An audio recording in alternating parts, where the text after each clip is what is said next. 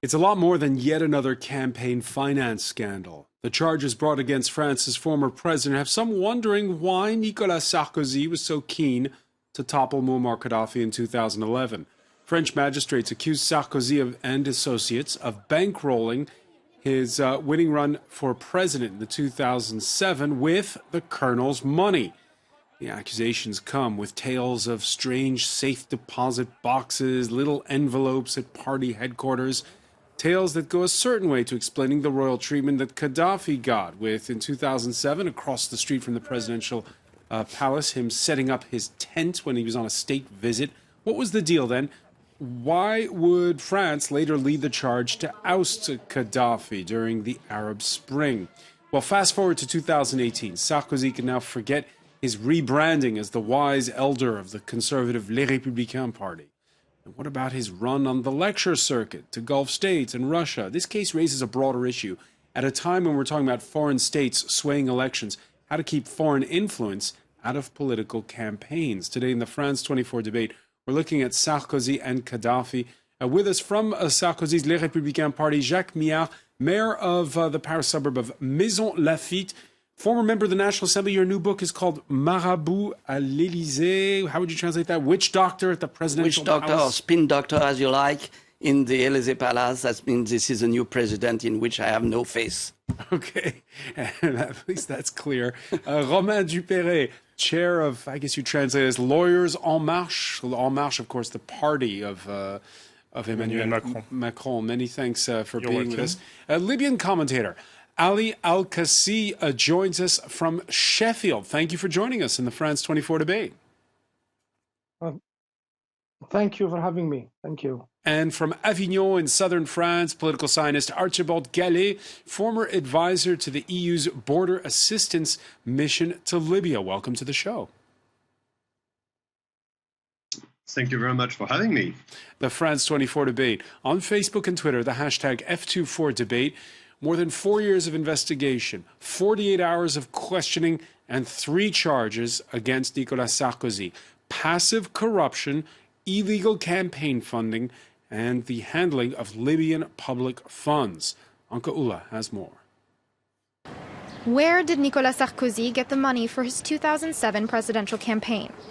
An investigation was opened in 2013, examining claims that the former French president received millions of euros for the campaign from the Libyan regime of Muammar Gaddafi. Seen here at the Élysée Palace with Sarkozy just months after his election. Those accusations were first made by Gaddafi's son in 2011, after France sent troops to Libya to overthrow and eventually kill the dictator. Sarkozy must repay Libya the money he took for his election campaign. He financed his election campaign, and we have all the details and are ready to publish them. A year later, the investigative website Mediapart uncovered evidence linking Sarkozy's campaign to Libyan money. We traced evidence based on meetings, notes that say I gave this much money to this person, or this dignitary says I took care of it. That estimates there were some 10 million euros spent. This man says he played the middleman. The Franco-Lebanese businessman Ziad Takieddine claims he transported 5 million euros in cash from Tripoli to Paris between 2006 and 2007. He says he handed the money over to Nicolas Sarkozy and his chief of staff, Claude Guéant. When asked to respond during a televised presidential debate in 2016, Sarkozy fiercely denied the allegations. Did you receive cash from Libya to finance your 2007 campaign, as stated by Ziad Takieddine? What a disgrace. We're on public television. Aren't you ashamed to quote a man who has been in prison? Judges are also zeroing in on the role played by Sarkozy's inner circle. His former interior minister and right-hand man, Brice Hortefeux, was also questioned on Tuesday as part of the inquiry. Sarkozy has been dogged by political scandals for years, but so far, none has resulted in a conviction. Well, Jacques Millard, let's start with that accusation. Ziad Takieddine saying he transported between a total of 5 million euros in 3 suitcases in a period between 2006 and 2007. Yes, but when you read what Sarkozy has just published yesterday on the Figaro paper, he says that this man all lies very often, change of speech, and this is very difficult to know what is the truth really. First of all, I would like to stress one thing, which is very important, that he is charged, is indicted, but is not guilty until he's judged by the judge, by the tribunal. That's very important to assess because, you know, it's only procedure at this time. Now, speaking of the merits of this affair, it's very difficult to understand what really happened because this is true that many witnesses, many people who said we brought money to the Lepalzas, to Sarkozy or to Guéant, have changed their attitude during, you know, the past years. And Takedin is very well known as a man who has no, let's say, no word, no real assessment, you see, because he's changing of attitude, changing of speeches, and this is why I am very, very prudent. I will wait until the tribunal judge. Archibald Gallet, Ziad Takedin, a poor witness for the prosecution. You agree with Jacques Millard? Oh, well, I can't say. I mean, what I've heard when I was in Libya was definitely that some interlocutors were mentioning this kind of possibility that the former administration, because I was there in 2013, the former administration had been working with Gaddafi, the Gaddafi regime, and that some money was exchanged. But it was in a situation where there was loads of conspiracy theories going on. And so I wasn't presented with any evidence. And this discourse was also coming from revolutionaries.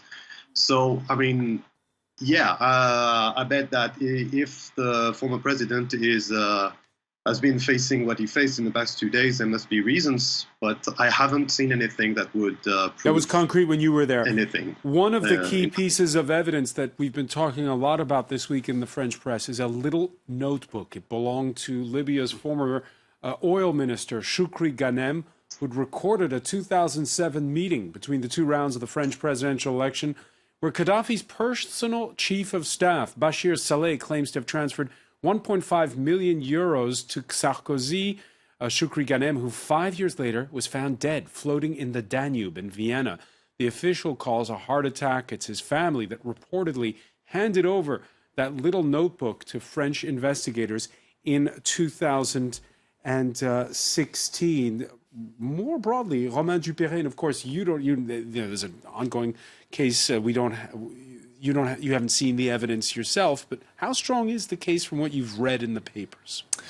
So just to understand the legal position very clearly, it's very important to say that at this stage, it's a decision by an investigating magistrate. So the magistrate has investigated for years and years, almost 5 years now, and he wanted to confront Mr. Sarkozy to the element he had with him.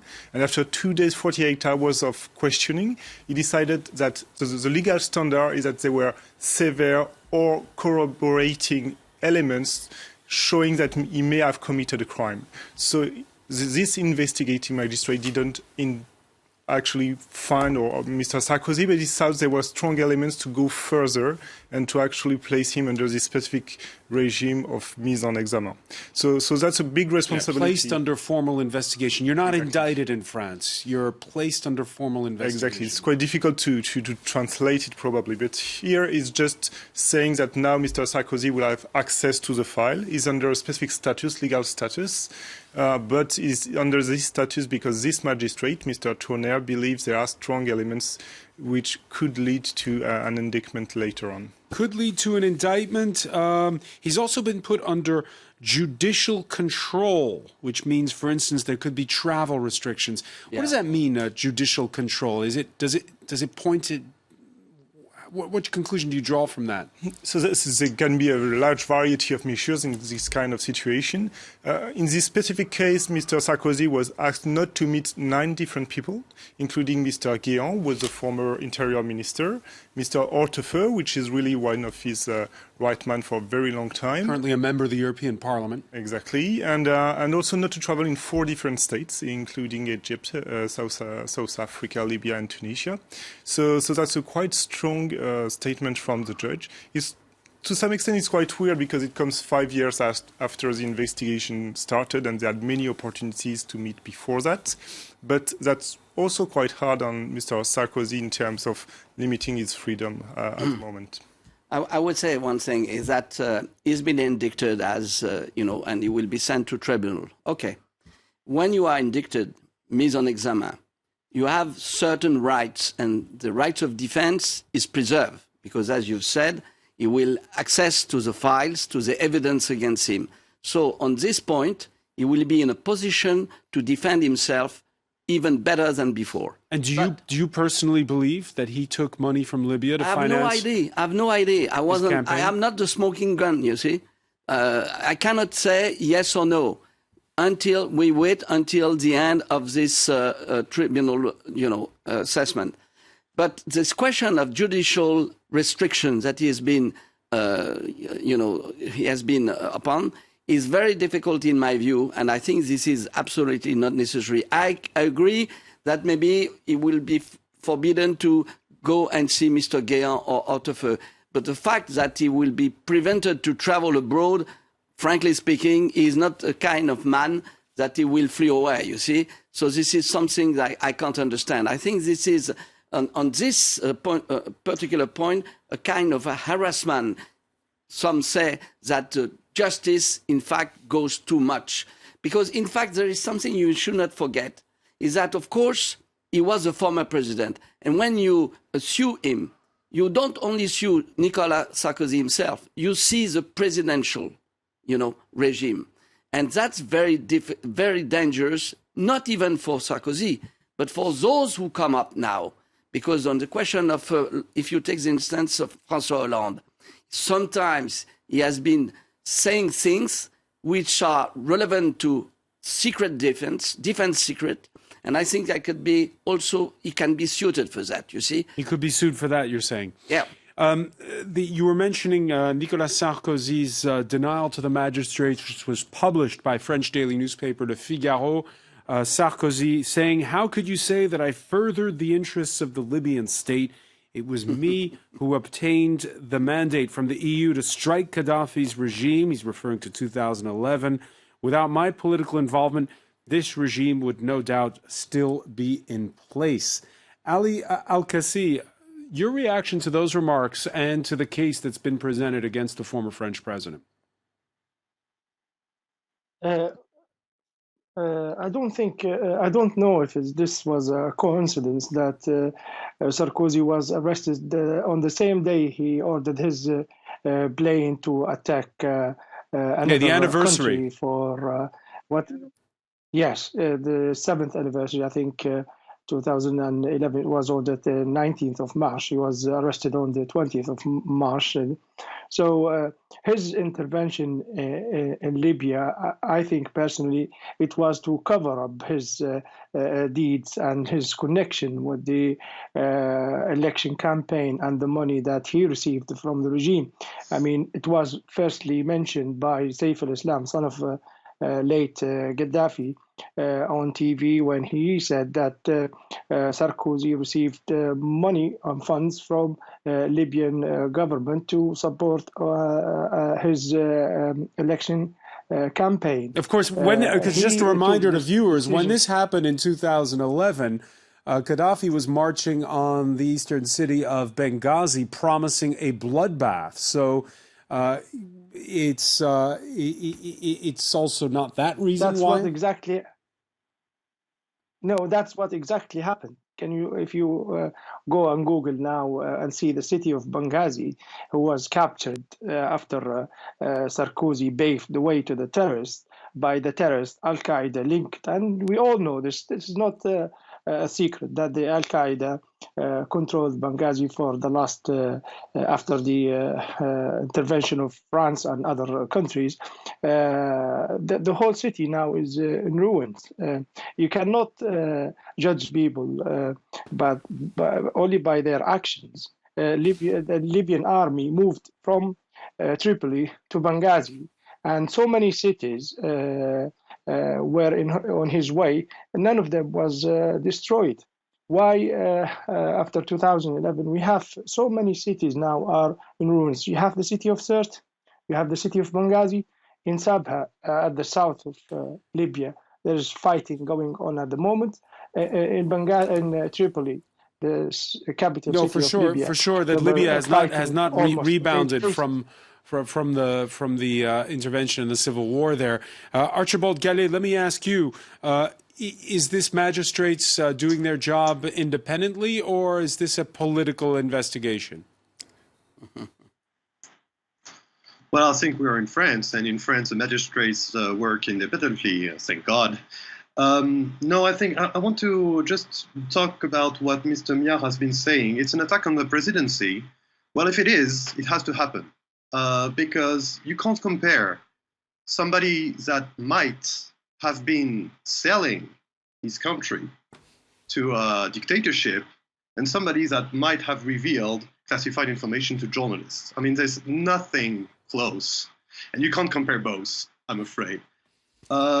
Is it an attack of the presidency? I think that even the suspicion of this happening is making the role of the French diplomats around the world much more difficult, especially in Libya and in the Middle East. It's terrible. It has a disastrous effect because France is not anymore a country that is trying to bring solutions. It's just a part of the game. It's just, you can compare with Mr. Trump, you know, if it's if what was discussed with the Russians really happened. You can compare. What difference does it make that we are a democracy when we are dealing with dictators and accepting their money? I mean, in matters of international relations, in matters of the position of France, in matters of all the help we are trying to bring, in matters of governance, in matters of rule of law around the world, which involves people like me and others, this is absolutely disastrous. And I'm glad, and I'm absolutely glad that that lawyers are making their job. Rule of law, I agree, to a certain point. Because you see, these things happen 11 years behind. And today, we are facing a situation among the French political scenes that all politicians are rotten people, are corrupted. So I think that all right. So to clean it up, Jacques Miah, let me ask you this question. Would you accept foreign money for a political campaign? No, because I will not. Of course, I agree with you. First of all, this has not been proven yet, and is unguilty until it has been proven guilty. First of all. Secondly, I would say that you cannot ignore that such an attack does only damages Nicolas Sarkozy's, let's say, figure and personality. It also damages the institution of France as such and France itself. And that I am wondering, I know that many lawyers will say, no, we can't agree. But I tell you frankly, I think we have to consider the harms that does, because what happened? You know, it is no more elected. He has been beaten. It happened in 2007. So that's 11 years behind. Secondly, his accountability campaign counts have been cleared. And his campaign accounts can't have been clear. So I say this reason. Careful. It's an important argument. This reason of state argument that you're making. Yes. We're going to pick up on it when we come back. We have to take. It is it's not a good argument today because of this transparency will. I still agree this is an argument. I'm going to put it to our panel when we come back. You're watching the France 24 debate.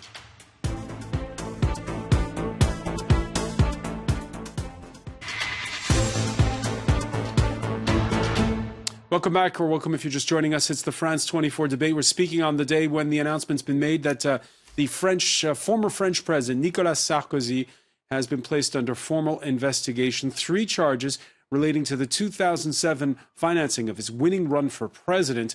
According to magistrates, that winning run could be the work of the bankrolling of it, of former Libyan leader Muammar Gaddafi. With us to talk about it, Jacques Miah, who hails from Sarkozy's Les Républicains party, mayor of Maison Lafitte, former member of the Foreign Affairs Committee of the French Parliament. Romain Duperret, chair of Les Juristes en Marche, attorneys on the march, I guess is how you would lawyers on the move. Lawyers on the move. On the En Marche, of course. Be careful of the speed limit. Don't worry. Is the name of the party of Emmanuel Macron. With us from Sheffield in England, Ali Al-Kassi, Libyan political commentator. Welcome back to you. Welcome back as well to Archibald Gallet, who is political scientist, former advisor to the EU's border assistance mission to Libya. Just before the break, Jacques Millard making the case for a raison d'etat, a reason of state, and why you shouldn't pursue with too much zeal a former president. Now, Muammar Gaddafi's legal counsel in France spoke earlier to France 24, Marcel Sekadi, wondering aloud why Gaddafi's longtime head of intelligence, Abdullah Senussi, when he was arrested in early 2012 in Mauritania, was not extradited to France over the 1989 downing of a French passenger plane. There was an international arrest warrant for him, nor to the International Criminal Court over the Lockerbie bombing of a Pan Am jet the year before. Senussi instead sent back to Libya, where he's now free. Sarkozy didn't ask for him, nor did his socialist successor, François Hollande, who beat Sarkozy in May 2012. What they're hiding is everything that has made up the relationship between Libya and Western states. And that covers several areas: the economic relationship, the financial relationship, but especially the exchange of intelligence. Romain Dupéré, do you agree with Marcel Secaldi that magistrates may be pursuing this case, but politicians from neither side of the political spectrum wanted to go too far after some of those closest to Gaddafi because, well, there's a lot of interests at stake, sharing of intelligence, economic interests as well, talk of big oil and gas deals. And that's why they don't want to go too heavy on those that surrounded Gaddafi. I think the magistrates have their own logic and their own agenda, and of course, it's always unfortunate, as we mentioned earlier, that this has repercussion on the French reputation abroad, and that this may unplease powerful people. But, you know, it's an investigation by a special unit for financial crime in Paris, which is quite powerful and independent. So I don't think they have this consideration in mind. And if they actually go after these people, they don't have to really think about what kind of relationship it will have on diplomacy, and that's not their role of doing so. So I think Judge Tourner actually is the judge in charge of investigating a couple of very high-profile disputes and investigations, such as the Big Malion and also the Tapi case, you know, we talk about from time to time. And I think he is a strong man and really focused on what is in the file, what I want to get from these people under investigation. And he takes a huge... And do you take Jacques Millard's point about there being a reason of state? You should tread cautiously when you're dealing with... in this kind of affair? You know, personally speaking, for the magistrate, it's a huge responsibility to take publicly such a decision as to go after a former French president. So it's not an easy decision, and I think there's no reason to doubt that he did it really responsibly. You know, from experience, because I was a former diplomat, and we were dealing in the legal department of the Quai d'Orsay of this question. And many times we have been in real difficulties when a judge in France took a decision. And I agree with what you've said, because they are independent and they go their logic, they want the rule of law. I totally agree. But on the diplomatic scenes, it took such, you know, size, such an embarrassment for everyone that sometimes I say, be careful. Because you are not dealing only in internal domestic law. You are dealing in internal affairs and relations. And some states will take retaliation against our citizens abroad. That's why I say, be careful. You are judge. I totally agree, but be reasonable as well. You agree with that, Archibald Gaddet? No. Well, I don't think that...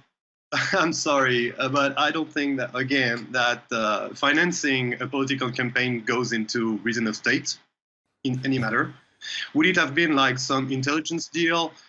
We've been talking about the infirmières bulgares and nurses. That's reason of state, yes. Yeah, there were these Bulgarian nurses that were... How do you make the limit between the two cases? Let me just explain. These Bulgarian nurses who were freed early in Nicolas Sarkozy's mandate, and his wife Cecilia went. There are questions over who, if their ransom was paid, who paid it. So that also is a murky affair. Yeah, well, but to come back to what Mr. Mayer said, I think that, yeah, I've been a diplomat as well, and I've been on very difficult political fronts, especially in war zones, many times. And, I mean, the only reason why we are there, apart from security reasons, is that basically we are trying to promote rule of law, and we are trying to promote good governance, so that it enables further development of the post-crisis countries. As such, there is a core difference between all regimes and the dictatorships is the rule of law. It's the only one. So as a diplomat, I've been put into many situations like this, about, for instance, war crimes, to mention it. I think when you interfered with Libya, I didn't bring law or but justice. that's the way it goes. Ali Al-Qassim? I was just saying, he said that he want to promote law and justice in other world. I think you should promote it in France first, that if the president was himself corrupted. That's the first thing. The second thing, when you interfered in Libya and other places of the world, you just made things worse, you know. You mentioned the Bulgarian nurses. There was law, and there was they also, there is a case for them. France, Qatar, they dealt with the regime in Libya, and the relations between them was exceptionally strong. What happened in 2011 covers a lot of. Gaddafi was captured alive. Why wasn't he brought to justice then? If you're speaking about justice. Let's just remind our viewers on. Let's just remind our viewers on this. There were a lot of, after the sanctions were lifted against Libya in the years that followed, a lot of closening of ties. We all recall the former UK Prime Minister Tony Blair going into the tent in Libya to meet with Gaddafi. And in 2009, his successor, Gordon Brown, rubbing elbows with Gaddafi, whose return to grace was complete with an invitation to the G8 summit in L'Aquila, Italy. 2 years later, when Gaddafi decided to march on Benghazi during the Arab Spring, well, different story. The French and British push a UN resolution to enforce a no-fly zone. And on March 19th, while the then U.S. Secretary of State Hillary Clinton is still inside a summit at the French presidential palace, the French launched the first airstrikes on Libya. When you think back to how it changed over such a short period of time, Archibald Guédé, what are your thoughts on what happened between Sarkozy and Gaddafi? My thoughts. Oh, well, once again, when I was there, I heard many rumors about. You have to understand the context. I think that when in 2007, there was very big concerns about terrorism, security issues, and migration. It was like a booming Bush years. We were involved in Afghanistan. The Americans and the Brits were still involved in Iraq. So there was big concerns about having allies in the Middle East and in North Africa we could rely on, and that would give the narrative for all political personnel from Europe to go there and to shake hands with Gaddafi. That would seem much more acceptable than it was 10 years before. But on this, Libya is a very particular place when it comes to business. Gaddafi was the wealthiest person in Africa. He had loads of money. He was quite a strange person. And there was like tons of oil and tons of weapons deals to make. When I was there in 2013, the Libyan authorities I was talking with were talking about nothing but weapons, a weapon ban that they seem unfair. They wanted to buy satellites, they wanted to buy radars, they wanted to buy everything from Europeans or Americans. So it was a very good place for business, no question asked, loads of cash.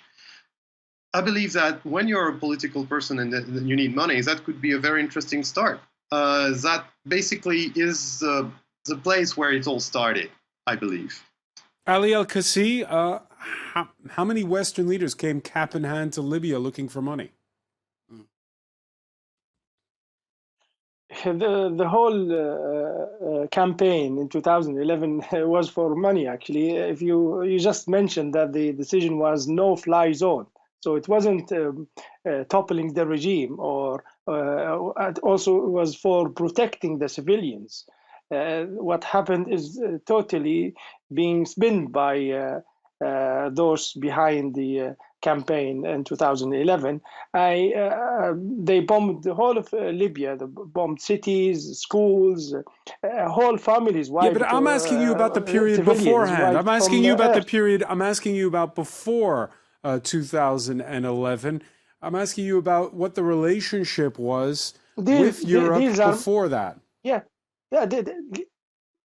When Libya opened the doors to the West, and lots of companies came to Libya for money, and that's I think it's legal for anybody to deal with a country that's opening its doors for foreign investors to develop the infrastructure, build its economy.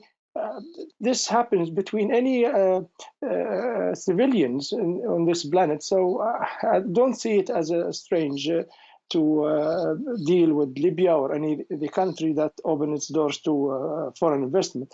What I'm saying to you, that Sarkozy and those behind the campaign that took place in 2011 should be also investigated for their role in Libya and the destructions they left Libya in now. You mentioned blood of in Benghazi.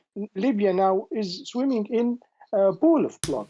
The whole Libya, not just a city, the whole Libya is swimming. We have ISIS in Sirte that the city also destroyed. Other Al-Qaeda linked organization in other places. The chaos in Libya definitely is one of the issues. The other issue, and I want to bring in Romain Duperret on this, is you're working right now on a reform of the justice system in France. Indeed. What about campaign finance reform? Mm-hmm. Because there's the question of how do you keep foreign money out of campaigns, but also we've had these scandals that come up repeatedly. They've tainted both the left and the right. Is there something wrong with the way campaign finance rules are currently? The rules for campaign financing are very strict in France. And for example, for presidential campaigns, the candidates have the right to spend 20 million euro. 21, which is very limited compared to what, for example, happens in the United States. And I believe individuals can only contribute, what is it, like 7,000 something? 500, exactly. So you can only very... Is that too small a sum? I mean, there is a rationale for it, which is that you don't want to the candidate being the puppet of a lobbying, giving a lot of money. But that's true that the amount is very limited. So is it unrealistic? Yeah, there may be a debate about that because it's quite limited. Be a debate. Yeah, and then there is temptation sometimes to try to find ways around it. And if you remember, in 2012, actually, the French Constitutional Council decided that a part of that Sarkozy financing would not be approved, and so therefore that he would not be reimbursed by the French state for all the fees. So he had to go to all les Républicains members for a sarcoton, as we called it by the time. A sarcothon. Yeah, exactly, to try to actually recoup all that money which was not reimbursed by the French state. Because the rule is that you have limited amount of money to spend, but that you are reimbursed if you're a agree. I think that we have been, too purist on this question. We have been too disciplined and too strict. To campaign in France. Campaign finance laws are too strict. No, not only that. This is the amount that you can spend. That's been 21 million. The amounts are too small. And in fact, they all come to a hand, as well as Chirac, as well as Hollande. They were beyond this limit. And of course, nobody said, and the council approved their accounts. But I think this is a big mistake. It doesn't mean that there should be no limit, like in the United States, because that's huge money, Trump campaign, I don't know how many and millions. How do you keep the foreign money out? How do you keep Well, I think that should be a strict thing. Nobody can, really finance from abroad. But it is also very difficult sometimes to, let's say, to trace up where the money comes from, because this is a banking system. It's very delicate and very tricky to find out where it comes from. But I think that we should really revisit our laws because it's too strict. I don't know, in the last campaign, I won't say that Macron or Le Pen has spent too much money. I don't think so. But this was certainly, the exception. But on other campaigns... Jacques Mial, does it bother you when you have politicians who go to the Gulf states to do lectures that are well paid? Went to New York and London for fundraising, you see? Yeah. We were in Moscow this past weekend. We saw French politicians there. Sure, but it has nothing to do with campaign. We are not campaigning. Sure. So this is another story. So I would say I was in Moscow last weekend to see, and it was really regular election, I can assure you. Yes, I did. It's much more regular than in our state. Who paid for the trip? Did you? Pardon? Did you pay for the trip? No, I did not pay for the trip. I was invited, but I can be invited. By whom? By the Duma. Okay. By the chairman of the Duma. And we are invited. It doesn't mean I'm going to, to kiss him on hand. It's good to know. It's good to know who paid for the trip. The Duma, the Russian state, it has been inviting over 1,000 observers. Good. So there is no doubt about that, and I can say it. I have nothing to hide. Secondly, I would say that, of course, some, even in the last campaign, have been fundraising in Britain or in New York. I'm sorry. They have been fundraising on French person, very likely, but this comes from abroad. I'm sorry to say. So you be careful of that. But of course, if one has been given 50 millions of euro from Mr. Gaddafi, I will open my eyes and don't agree. Archibald Gallet, your thoughts on looking back at this case from the outset, at the Libya case, how campaign finance rules could be different in this country? Well, I'm definitely not an expert on campaign financing. I tend to agree to what has been said. It's been a recurring problem for the French politics ever since I was in university, I can recall. I mean, I wouldn't blame anyone for that. However, I think that there is a style, a management style, an approach of international relations, some sense of real politics that doesn't really fit into what the European Union and France is trying to convey as a message abroad. And I think that's my important take on the matter. Yeah, because Archibald, let's cut to the chase on this. Sarkozy dogged by other cases. His predecessor as French President Jacques Chirac received, by the way, a suspended sentence in 2011 over a fake job scandal dating back to his days as mayor of Paris. But is there something about Nicolas Sarkozy specifically, Archibald, that when it comes to campaign financing, and in particular in this Libya case, which is really specific to him? Well, yeah, I haven't heard about anything coming from abroad in that extent myself. Once again, I'm not an expert, but we're talking about 50 million. It's a lot. It's an awful lot. And yeah, I mean, what for? I mean, is there the cooperation, as far as I know, and I mean, I've been involved in the cooperation between security services and everything. I mean, it was flowing at the time, so there was not a particular issue. There's been very good cooperation between the security services of Libya and France. Not always. The Libya. Well, Libya Islamic Fighting Group and all these, I mean, it was running pretty smoothly, more smoothly than one would expect. So as far as this was concerned, then there was the oil business, which has its particular rules, but none of this interfere with being elected to the presidency. And this comes with a cost. It can't come with no cost. And we don't know the cost, but they must have had a cost. This is why we have to be cautious. All right, I'm going to leave it there. Jacques Mial, I want to thank you. I want to thank Romain Dupéret. Our Archibald, the cautious Archibald Gallet, for being with us from Avignon, and Ali Al-Kassi in Sheffield. Stay with us. Media Watch is next.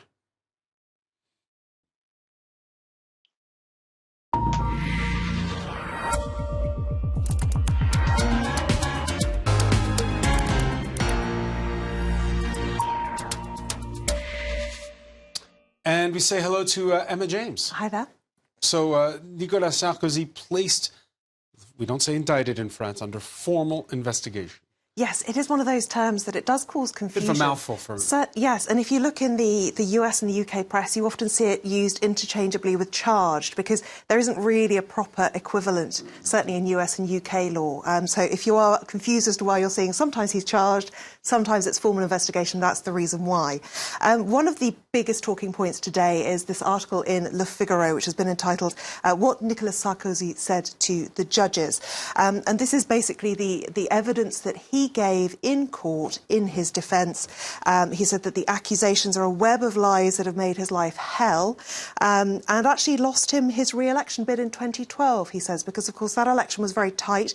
Only by 1.5%, I think, he lost out there. And he believes that the resurfacing of these Libyan allegations back then in 2012 are actually what caused him not to win that particular election. Romain Dupéret, Sarkozy, a lawyer by training. What did you think of his defence as read in the Figaro? I mean, he denies everything, which is always a good start as a defense, and he is really consistent in doing so. So he is indeed very good advocate. This argument that he lost the election is maybe not the best one. Well, he says, being the victim is always a good defense. But he says that there's no physical evidence against him, and one of the things that he has called out is one of the main witnesses who supposedly... Exactly. However, Mediapart, the investigative news website that really has been very much in control of this story, the creator of this story, if you like, they have released an article today saying that it is simply false, totally false, to say that his version of events can't be trusted. Mediapart has actually put on its website too that Nicolas Sarkozy being placed mise en examen is actually the best birthday present they could have had for their 10th anniversary. They say rather grandiosely that without Mediapart there would be no Libyan case, which does sound a bit grand, but it might actually be true.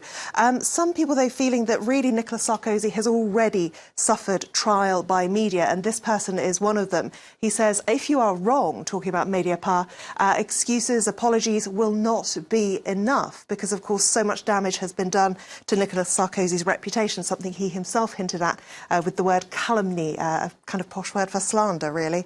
It is interesting to note, though, that certainly as a British journalist, looking at coverage like this in the French version of the Huffington Post, that makes me recoil in horror, because once legal proceedings are underway as a British journalist, there's no way you would go into the history. Here, they're talking about the 11 court cases in which Nicolas Sarkozy is cited. And this is now the third time that he's been put under formal investigation. But the idea of going through this history of anything that he may or may not have done at a time like this does seem kind of incredible. It would be libelous in the UK. Absolutely. It wouldn't happen. That website would probably be taken down in the UK if they did that at that stage in the proceedings. However, it has to be said, Nicolas Sarkozy is also using the media to his own ends. He will be appearing on TF1, their main news programme, tonight, where he will be giving an interview about these allegations.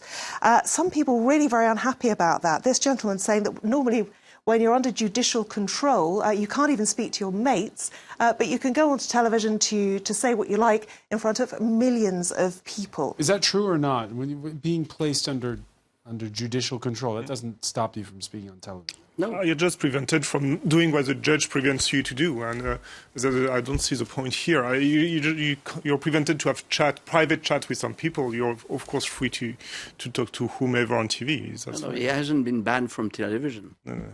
And to be fair, he has never ever been convicted to date. No, absolutely, and a point worth making. But what this man is saying, that there are a lot of restrictions that have been placed on him, including where he can travel to. And it does seem to sort of fly in the face of that it's fine for him to go on television and speak to millions of people. Also, it might be seen by some as rather hypocritical. Many people resharing this tweet from April 2012, when Nicolas Sarkozy told Dominique Strauss-Kahn, explain yourself to the judiciary and spare the French your comments. But that, of course, is exactly what he is doing tonight. All right, many thanks for that. Never have deals with the justice. All right. Many thanks for that, Emma James. Deny all is the lesson I've learned from Woman Japan. At the start. At the start. I want to thank our panel. Thank you for joining us here in the France 24 debate.